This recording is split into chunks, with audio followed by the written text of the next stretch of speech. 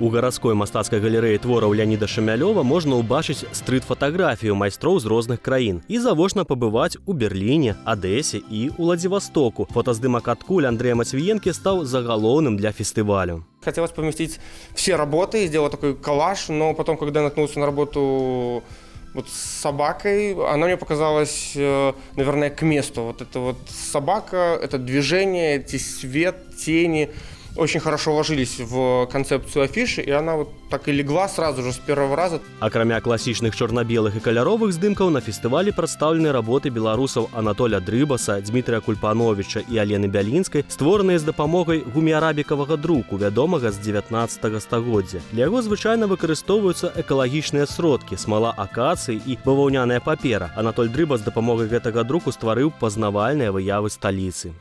После экспонирования уже поднимаем пленку, и там картинка есть, но она совсем такая блеклая и в негативе. Суть какая, что там, где свет прошел напрямую, в этом месте задубливается эмульсия. Туда краска масляная не проникает. А там, где не было, там черных было. Вот там, получается, у нас краска проникает в слой бумаги.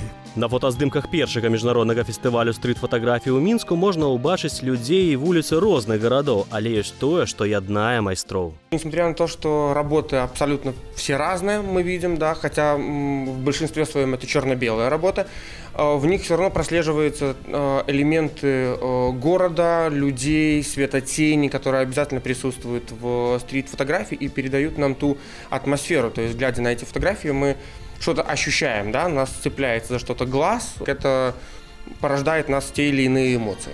З традыцыйнымі і альтэрнатыўнымі тэхнікамі стварэння стрыт-фатаграфіі можна пазнаёміцца ў галерэі твораў Леаніда Шамялёва да 14 кастрычніка.